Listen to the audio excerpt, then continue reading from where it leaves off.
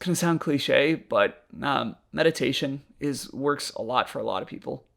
Even spending 10-15 minutes a day in the morning where you wake up and you just have presence and you kind of slow down and just connecting to the moment and appreciating it and not letting your head automatically get into an overdrive about the future. Because usually general anxiety often stems from either us being lost in the future or us being lost in the past. So kind of grounding yourself from the morning and starting off that way. I've seen a ton of people immediately feel like their general anxiety for the day goes down. And then on top of that, you build a pattern of when you get really stressed about something, you can actually think, rationally about it and process an anxiety as an emotion and say, cool, this is just a thought. It's not something that needs to be overwhelming. And I guess a lot of the big benefit of meditation is when you get a hard stimulus response of an emotion like anxiety, you don't immediately just allow that to spiral out of control or feel like really just lose yourself in those emotions, but to look at it objectively. Other things, I'm just going to rant off things that that I know helps general anxiety. Really stupid. I'm going to start with fundamentals: meditation, good sleep, checking with your food, anything with blood sugar, not eating well, all that shit generally makes us more on edge and stressed out.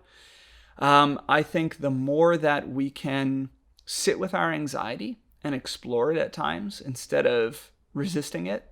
So a lot of times when people feel general anxiety, they try to just push it away or start to self-loathe instead of actually taking 5 or 10 minutes to sit and say, I'm a little anxious right now and I'm excited. And let me just chill with it and feel it and explore why. And why does this make me feel this way?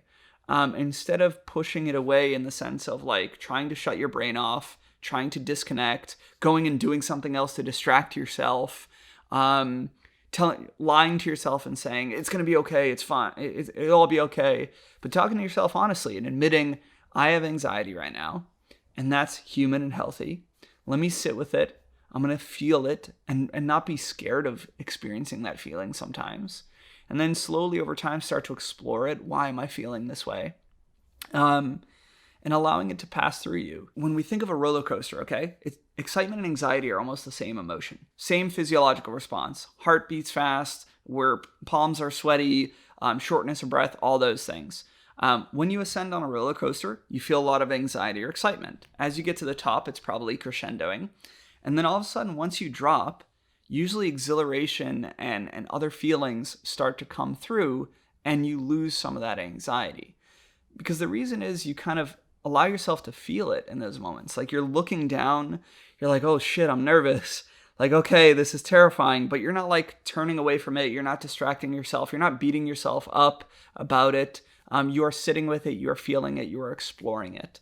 Outside of that, general breath work, when you feel that you're anxious, change your physiology. Your heart rate elevates, your shortness of breath comes up. Slow your heart rate down.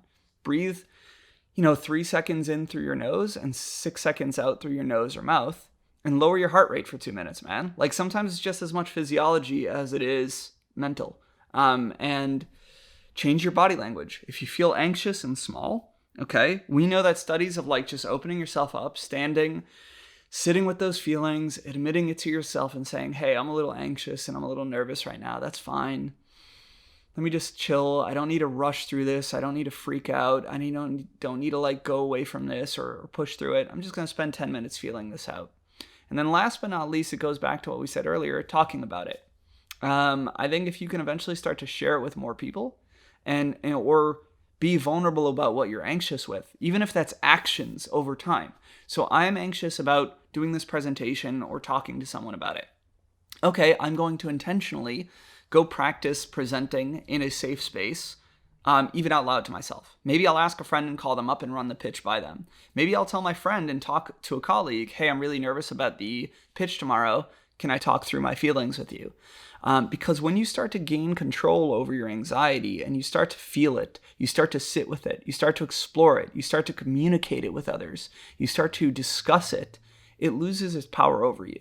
And it stops becoming the monster in the closet that we look away from or we feel ashamed about. And I think that's what keeps us in a lot of general anxiety. Checking in with your physical health, your sleep, doing any kind of meditative work, changing your physiology in the moments when you get anxiety attacks, both through breath work and body language work.